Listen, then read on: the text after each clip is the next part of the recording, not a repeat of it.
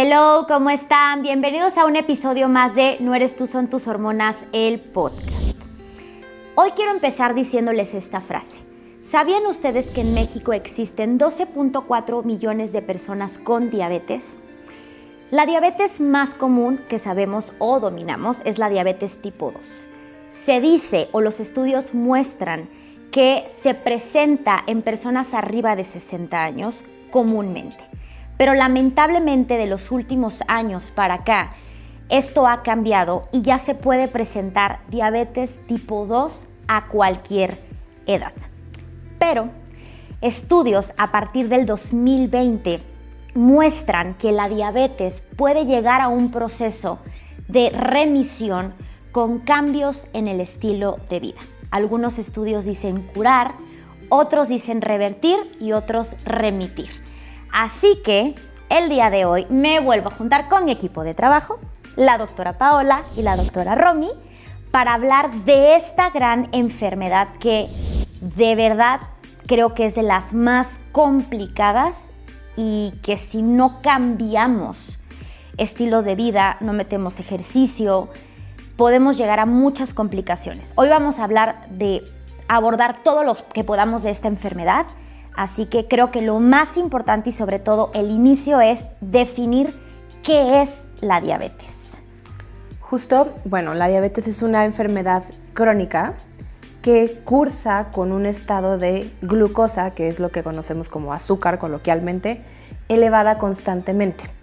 Eso puede llevar a muchas complicaciones que pueden llegar a ser inclusive graves, ¿no? Entonces, esa es como la definición más básica y sencilla. Y obviamente entra también toda la clasificación de los tipos de diabetes, que como mencionaste, Glad, la diabetes tipo 2 es la más común, pero existen otras, como la diabetes tipo 1 o la diabetes gestacional, que son las que también, podríamos decir, en segundo y tercer lugar, son las más comunes dentro de nuestra población, ¿no? ¿Qué causa la diabetes? ¿O cuáles son las causas o la etiología de una diabetes? Ok, pues como dijo Pau, hay varios tipos de diabetes, entonces cada una va a tener sus causas o sus factores de riesgo principales. Pero hablando específicamente de la diabetes tipo 2, lo más importante y los factores de riesgo más importantes son el aumento de peso, o sea, el sobrepeso o la obesidad, el padecer resistencia a la insulina, un estilo de vida sedentario, una mala alimentación, un abuso de sustancias como alcohol o tabaco, también son factores que van a influir y obviamente también hay una parte genética, ¿no? O sea, esta parte en donde hay muchos antecedentes heredofamiliares de personas, ya sea mamá, papá, abuelos, tíos con diabetes, pues también es un factor de riesgo, pero siempre previniendo y siempre con toda esta parte de buena alimentación y actividad física, pues podemos lograr que no nos genere esta enfermedad, ¿no? Claro, y creo que, como bien dices, la verdad es que es algo súper común. Yo creo que todos conocemos a alguien que padece de diabetes o prediabetes incluso, y pues es como el ejemplo típico de esta enfermedad crónica que tiene todos los factores para ser abordados desde un punto de vista preventivo. O sea, Así que es. Realmente ahí es donde alimentación y estilo de vida verdaderamente tienen un impacto enorme. Así como las demás enfermedades, pues igual crónico-degenerativas, metabólicas, pero esta es como la estrella, ¿no?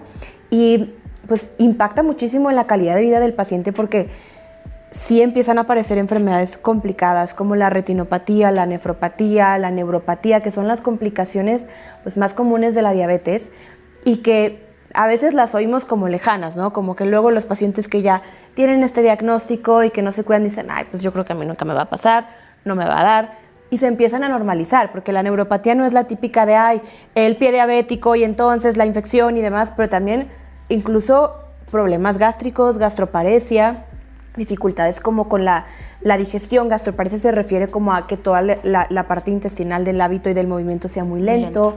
Entonces favorece que hayan como muchas otras enfermedades que no necesariamente luego las ligamos a consecuencia de la misma diabetes. Ahora, algo importante que tenemos que tener muy claro aquí, y quiero que se quiten ese pensamiento en decir, porque mi mamá, mi papá, mi abuela tienen diabetes, yo tengo diabetes por eso. Hoy sabemos que, así como lo acabamos de mencionar, toda enfermedad crónico-degenerativa parte de, sí, la genética, que es un factor de predisposición, la alimentación y el estilo de vida. A pesar de tener los genes, si nosotros no modificamos nuestro estilo de vida, somos unas personas sedentarias, no hacemos ejercicio, no tenemos una buena alimentación, no dieta, alimentación. Recuerden que es algo que yo también siempre les he dicho hasta el cansancio. Siempre estamos viendo en qué quitamos, pero no en qué metemos, en qué realmente absorbemos, cuáles son los nutrientes que más le damos a nuestro cuerpo.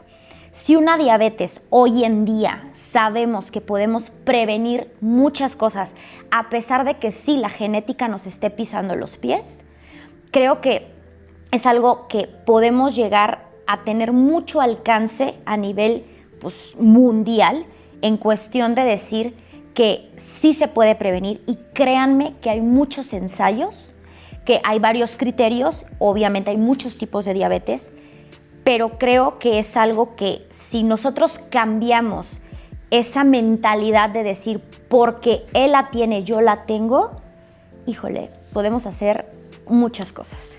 Sí, creo que justo dijiste una palabra bien importante, que es la de prevenir o prevención.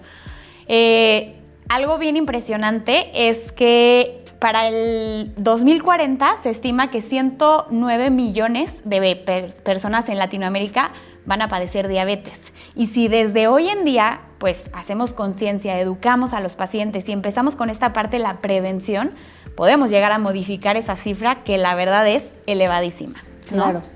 Y algo bien importante pues es hacer como este tamizaje, ¿no? O sea, primero pues ver o identificar qué pacientes están en riesgo de desarrollarla, ¿no? Y a partir de ahí empezar, y no desde nada más medir la glucosa, empezar midiendo la insulina, porque puede estar alterada, puede estar elevada, y la glucosa puede estar completamente normal y puede tardar muchos años en desarrollarse esta enfermedad. Entonces tenemos una ventana bien larga para trabajar en la prevención. Justo lo que dices está perfecto, pero también creo que no hay que esperar hasta que ya la insulina sale mal para, bueno, entonces me cuido de cuidar mi alimentación, el ejercicio, sino también cuidarnos de no llegar al punto en el que la insulina ya se empieza a ver elevada.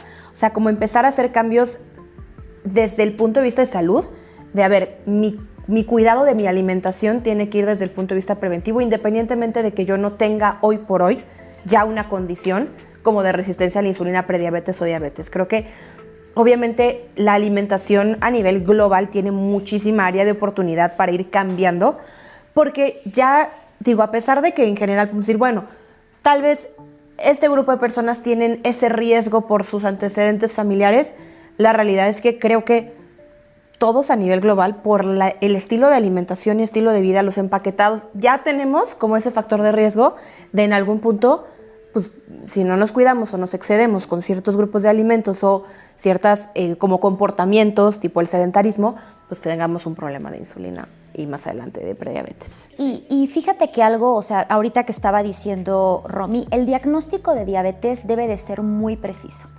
No solamente una glucosa, por una toma de glucosa quiere decir que ya una persona tiene diabetes, porque me ha pasado. Existen estudios que marcan que el 63% de las personas con prediabetes fueron erróneamente diagnosticados, porque únicamente basaron el diagnóstico en una hemoglobina glucosilada.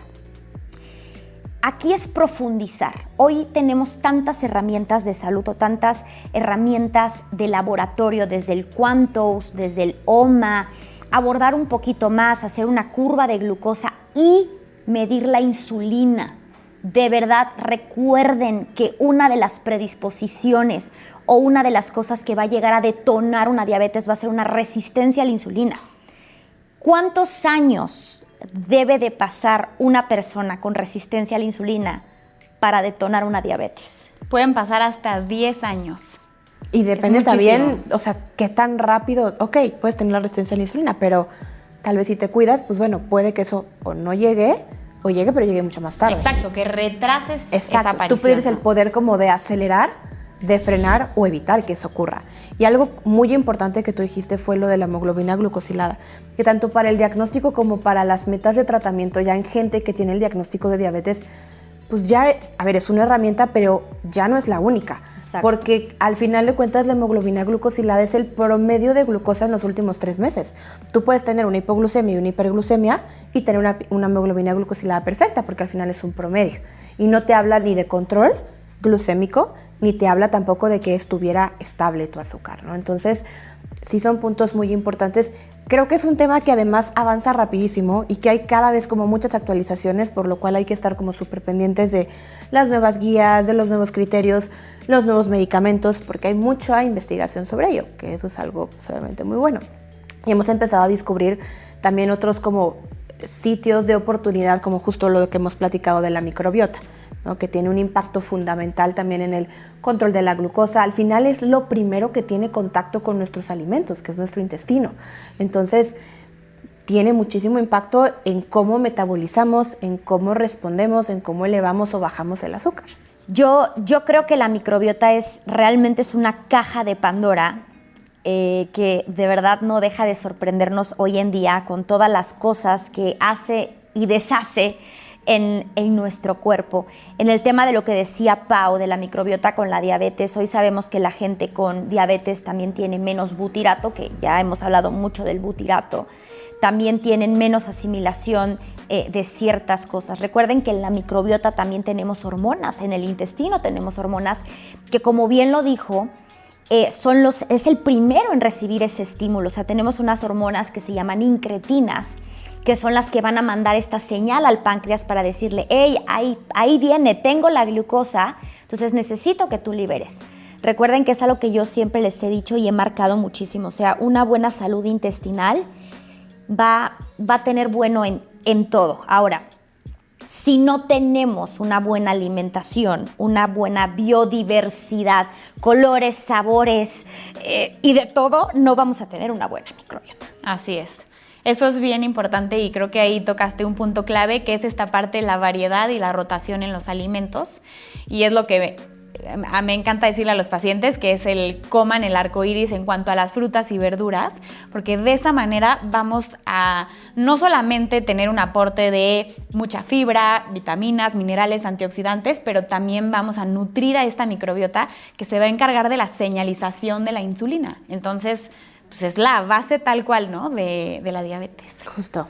Ahora, no es llegar a esta restricción, porque también hoy, tenemos muchas herramientas buenas para el diagnóstico oportuno o sobre todo para saber si estamos haciendo hipoglucemias reactivas o demás, que son los sensores de insulina, y que mucha gente ya tiene el temor de comer porque ha visto que cierto grupo de alimentos les eleva un poco la insulina. Ahora, tienen que tener muy en cuenta que sí debe haber un pico. A ver, cualquier estímulo de cierto grupo, o sea, más bien, el mayor estímulo de glucosa te lo va a dar un carbohidrato, ¿ok? Indudablemente. O sea, es el primero. Hay otros que ya lo hemos hablado, pero este va a ser el primero. Pero siempre va a haber un pico. Lo importante es cuánto tiempo tarde también en bajar. Exacto. Y ahí entra el grupo de alimentos, Justo, ¿no? y no se trata de satanizar ni a la glucosa ni a la insulina. Ambas son fundamentales Para e vivir. importantísimas para cada uno de los órganos. Para existir. Así como estamos hablando, se está usando glucosa para que pensemos, para que hablemos, para que movamos o sea, todo eso es importantísimo. Entonces, es como dices, saber el impacto que tiene en el cuerpo es lo que interesa y lo que va a cambiar, ¿no? O sea, a ver, ¿cómo comiste tu carbohidrato? ¿Fue al principio? ¿Fue al final? ¿Cómo vino acompañado? ¿Qué tipo de carbohidrato fue? Todo eso va a resultar en si esa insulina sube, si insulina baja, junto con otros factores, ¿no? Porque como hemos platicado, estrés, sueño, ejercicio, movimiento también afectan, pero yo sí trato de pensar de, a ver, ok, voy a empezar con mi plato y con mi alimento. Para empezar, ¿cómo va a nutrir esto a mi cuerpo? Porque quieras que no son mensajes, o sea, lo que tú le das a tu cuerpo es el mensaje. Quieres formar músculo, quieres formar pelo, o sea, todo eso va a impactar muchísimo. Y por otro lado, ¿cómo me lo estoy comiendo? ¿Con qué rapidez? ¿Con qué lo estoy acompañando? Porque no es lo mismo el agarrar y como tenemos luego mucho en la mañana, andar picando y ni nos damos cuenta de por qué, ¿no? Ahora, uno de los síntomas como de la resistencia a la insulina, porque hemos platicado de, bueno, ¿cuáles son los síntomas de la diabetes? Que a pesar de que es una enfermedad relativamente silenciosa, ya desde la resistencia a la insulina pueden empezar ciertos Sí, como focos rojos de... como variaciones en la energía durante el día, el craving, el antojito constante, en mujeres muchos cambios como en su ciclo o de repente en la piel. Acné. Todo eso, el acné, justamente pueden ser datos de que ya hay algún desajuste en la glucosa o en la insulina. No, claro, y al final, a ver, o sea, siento que es algo realmente pues no quiero decir controversial, pero un poco sí, ¿no? Porque estamos acostumbrados a decir, pues sí, te salió alta la glucosa, ¿ok? Y pues tienes prediabetes, aquí te va tu metformina. Dato ahí. Yo no sé si ese paciente 2 días antes ha estado durmiendo mal, que eso eleva la glucosa. Nada más es un marcador. Ya asustaron al paciente diciéndole que ya tiene prediabetes y demás.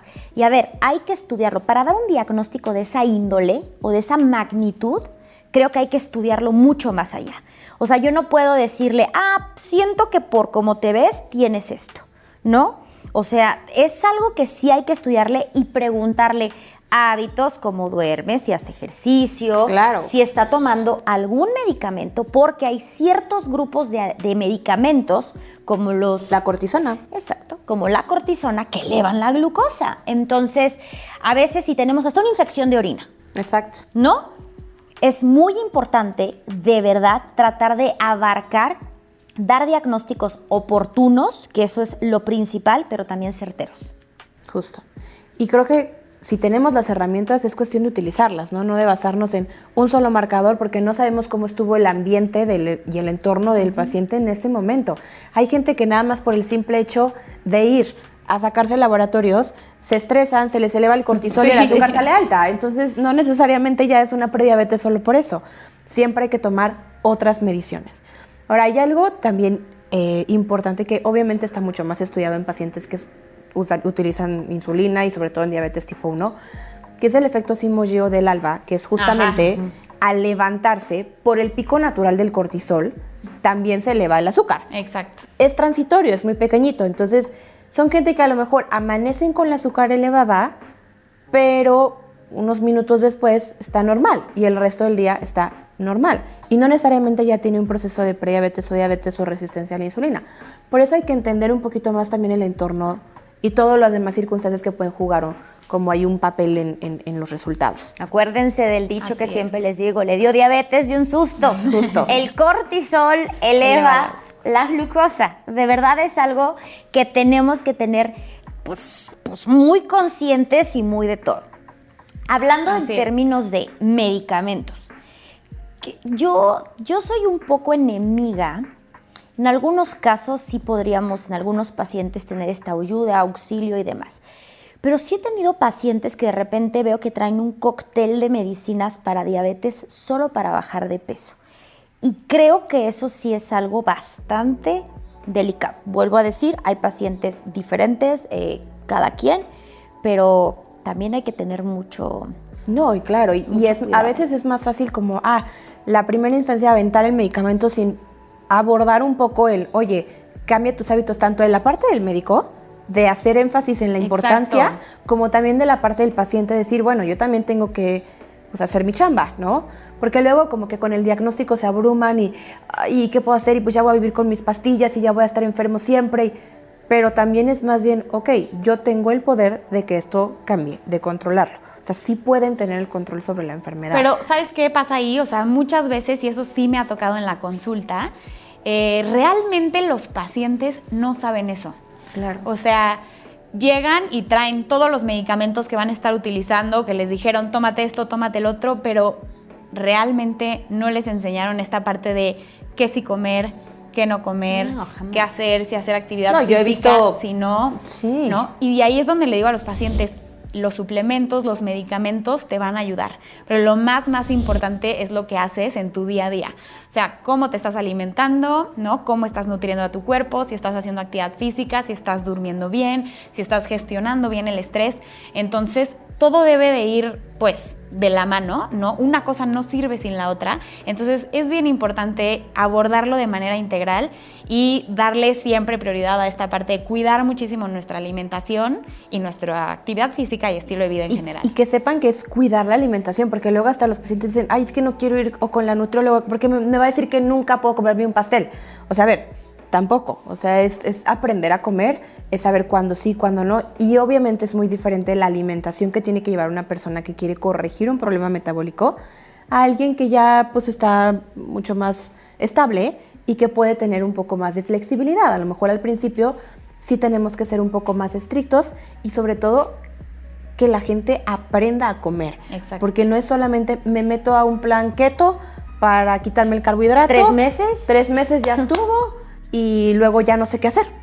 Y regresan a comer de la misma forma. Entonces, Y regresan al peso. Y regresan al peso y regresan al mal control del azúcar.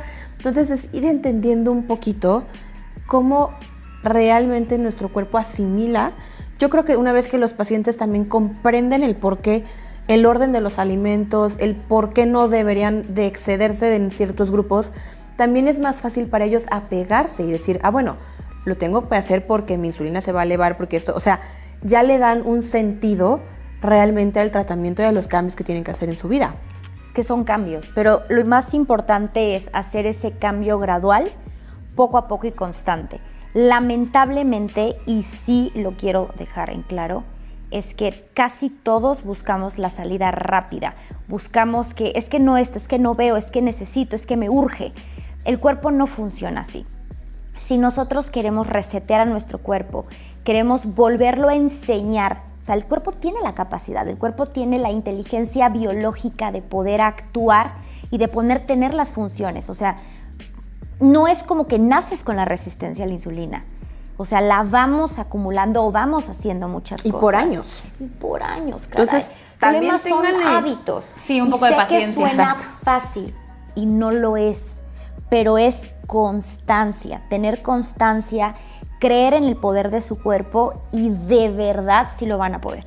Hay pacientes que les juro que se desesperan tanto que por eso llegan a eso y tiran y al grado de que acaban mal. Entonces, yo creo que si todos poco a poquito ponemos ese granito, hacemos ejercicio, o sea, pues vamos a ver el cambio. La semana pasada, te lo juro, tuve una paciente que cuando le dije, es que tienes que hacer ejercicio. O sea, el ejercicio No no es es una opción. negociable. Es una demanda biológica. O que sea, el cuerpo... sí o sí tienes que hacer ejercicio. Claro. Y real, o sea, A así veces- me hacía, o sea, te lo juro. O lo ven como opcional, ¿no? Lo ven opcional. A la dieta y el ejercicio, pero sí la metformina. O sea, ¿Pero hay por estudios- qué? No, hay ¿Por estudios qué? que No demuestran entiendo. que es hasta mucho más potente el cambio en el estilo de vida y, o sea, en la alimentación y en el ejercicio. Sí, que el propio que la medicamento. propia, o sea, que la propia Pero te lo juro, metformina. o sea, la paciente así, de verdad le decía yo, tienes que, o sea, y de verdad, me hacía así, le dije, a ver, entiende, o sea, es movilidad, es que tú a tus 80 años te puedas parar sola, no necesites un bastón, no te tengan que empujar, es tu fuerza. No, y es encontrar también el ejercicio que disfrutes, que te guste y que también te sirva Sí. como terapia para que también el estrés de tu día a día pues lo puedas canalizar un poquito por ahí porque también el estrés impacta. Duermes Totalmente. mejor, tienes mejor control de glucosa, o sea, la verdad es que tiene 1000 beneficios que creo que nadie nos negaría del ejercicio, o sea... No, claro, y a ver, hoy sabemos, y hay muchos estudios, búsquenle por todos lados, que se sabe que el 58% de las personas que hacen 150 minutos de una actividad leve a moderada tienen una reducción o una prevención del 58% de... Y no tiene que ser irte al gimnasio 3 horas, como dices, o sea... Sí, hasta la Real, misma 150 caminata. minutos a la semana. Sí, o sea, exacto. real. Ahora, se nos está acabando el tiempo, pero rapidísimo. Suplementos, que eso es algo que amamos, no están peleados con su tratamiento de diabetes. Ningún suplemento está peleado, ¿ok? Hay adaptógenos que mejoran esa parte, mejoren su microbiota. Tenemos a la famosísima, hermosísima berberina, que no está peleado ni con metformina, ni con DPP4, ni con GLP-1, ni con insulinas, ¿ok? No está peleado. Y de hecho complementan, porque por ejemplo el Exacto, uso se prolongado suman. de la metformina te puede llegar a depletar de vitamina B12, por ejemplo. Entonces ahí es donde también, bueno, ok, necesitas la metformina, va, pero ¿cómo puedo ayudarte a que no tengas esos efectos secundarios como a lo mejor hay gente que puede llegar a una anemia por deficiencia de esta vitamina? Entonces, sí, como dices, pues se complementan a final de cuentas. Magnesio, Ácido alfa-lipoico, Vitamina D, omega, cromo. vanadio, ¿qué más? Inositol. inositol, súper importante. Hay muchos. Sí. Realmente hay muchos. De verdad hay muchos. Pero nada va a cambiar. La alimentación Y y, la el actividad ejercicio. física. Totalmente. Por favor. Y que duerman. Ahora, ya para cerrar, que este es el tema más controversial. Sí hay estudios que hoy en día dicen que la diabetes tipo 2 se puede llegar a un proceso de remisión y algunos casos dicen que a revertirla por completo. Hay muchos factores. Sí hay estudios que dicen que no todos los pacientes pueden lograrlo. Son muchos cambios en el estilo de vida y todo lo que platicamos aquí que se pueden hacer. Es algo delicado, ¿ok?